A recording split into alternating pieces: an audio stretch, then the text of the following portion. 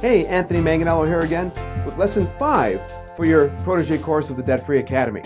In this lesson, I'm going to cover financial myth number 4, the college funding myth. I want to quickly mention that, you know what?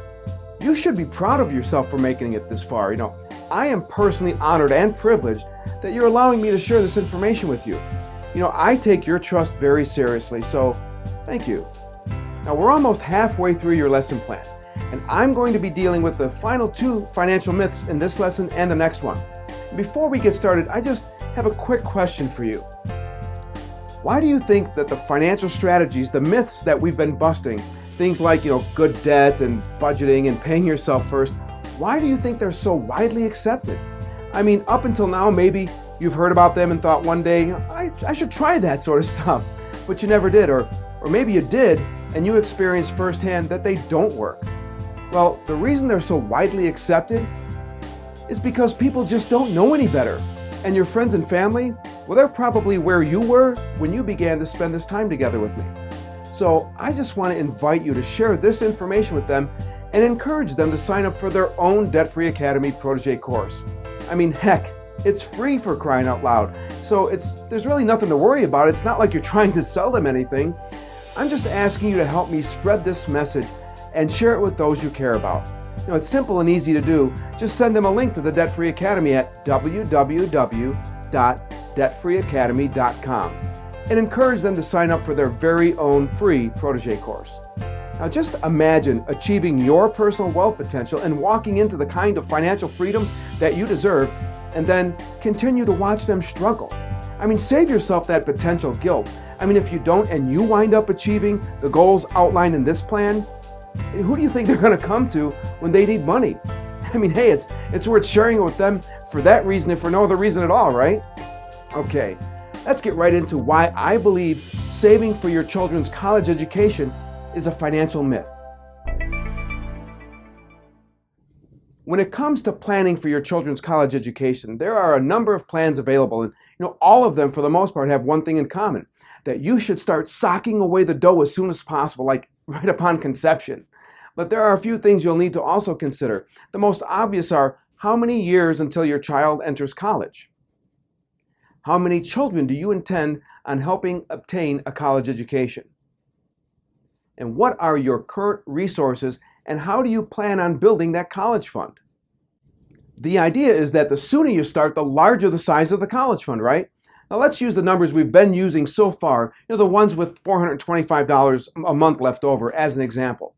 And let's say that you have 10 years until your oldest child graduates from high school. So the answer to the first question, how many years until your child goes to college, is 10. And let's imagine that you have 2 children and you plan on helping both of them obtain a college education. And we have that $425 a month available to start building that college fund with. For the sake of simplicity, we're going to say that you're going to use all of the $425 each month to start building that college fund. So while you're building these college funds, you're foregoing any chance to build your retirement fund. Also, again, for simplicity's sake, we're going to say that your children are 4 years apart so that when one graduates, the other will enter college. Now, in our example, we're going to use 2 scenarios, kind of like a plan A versus plan B comparison. Plan A will be to use all $425 a month to start building the college fund now, and Plan B will be to invest that $425 into debt elimination first and then work towards building that college fund. For now, don't worry about how the debt elimination plan is going to work, because you'll learn that in lesson 9 of your protege course. Let's just focus on the comparison between Plan A and Plan B, okay? Plan A means that you put away $425 each month. And let's be liberal and assume that you can achieve an 8% annual average rate of return on that money for the 10 years you have before junior enters college. Now this would mean that at the end of 10 years of investing $425 a month at 8%, you would have built a college fund $77,752.06. Not bad. And you'd have that $425 each month to help out for those 2 consecutive 4-year college careers for both of your children. Now, but this money isn't going into an investment, it's going into sending Junior, a few bucks when he needs it for whatever reason, or it's being used when you want to go visit Junior for the weekend. So it's not accumulating any interest. And that means that each year you'll have an additional $5,100 available for Junior's college experience. And over 4 years, you'll have $20,400. Then after those 4 years are over and another 4 years begin, you've got another $20,400 available for Junior number 2. That brings us to a grand total of $118,552.06 for both of your children's college education. That's not bad. Okay, let's take a look at Plan B. Plan B involves investing that $425 a month into completely eliminating all of your debt now and not saving for your kids' college funds until after you're completely debt-free. Now, by doing so in this example, you'd pay off your house and cars and credit cards in just 9 years and 1 month, and then you'd be completely debt-free. But this also means that you will have saved zero for the college fund until after the 9th year and 2nd month. So by the time Junior number 1 enters college, you'd only been saving for 11 months. But here's the catch. Remember, you were paying $2,575 a month for all of your debt payments each month. Plus, you also have that $425 a month that was available from the beginning.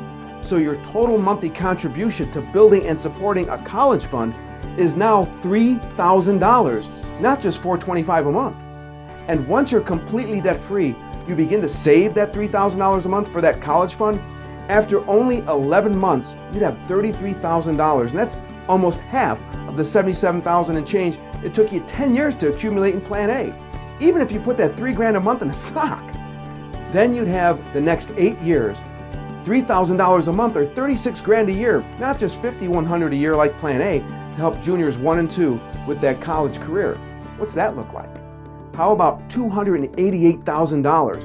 Add the original $33,000 from the sock and you get a whopping $321,000.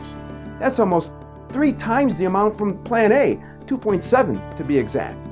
Now, if those numbers aren't self-explanatory enough, here are a few additional tidbits that may help sway the argument towards Plan B.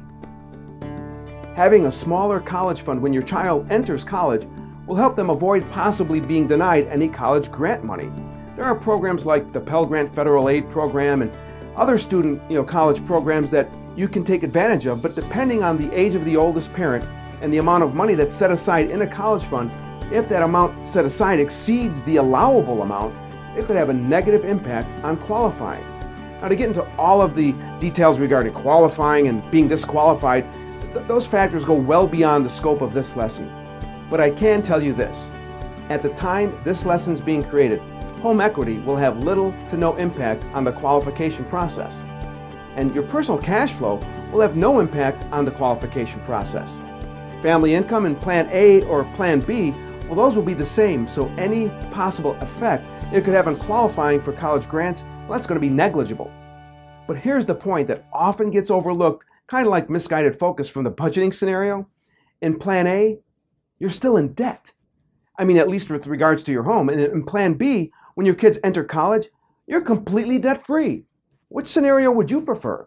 I mean, can you imagine how great it would feel to send your kids off to college and be in a position where you're completely debt-free and you have thousands of dollars a month in available cash flow instead of thousands of dollars a month in debt obligations? Take a moment and let the possibility of that, which can actually become reality, really sink in. Or you can be in a position like Plan A, where you do have a few bucks to help them out, but you're still in debt. I think the choice is obvious. Okay, I know what you're thinking. A lot can happen during those 18 years. And you know what? You're absolutely right. But what set of circumstances would place you in a better position to handle life's curveballs? Plan A, where you're still obligated to thousands and thousands of dollars in monthly debt payments? Or Plan B, where you're completely debt-free and all of your income, your monthly income, is yours? Plan B, of course. Now, I could go on and on with reasons why the advantages for Plan B easily eclipse Plan A, but I think you get the point. Now, do you remember what I said previously about how you deserve the best from the strategies you employ, not just good enough?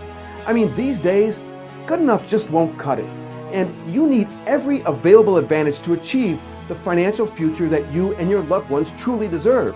And that's what I want for you. I want the best for you. and for your loved ones. Because you know what? You do deserve it, and so do they. And I'm convinced that settling for good enough, well, that's just not good enough anymore. So let this information sink in for a bit, and get ready for the final lesson about the 5 financial myths. The more money myth, believing that making more money will solve all your financial problems. I'm going to show you how the quest for making more money could be the biggest mistake of all. I'll see you there.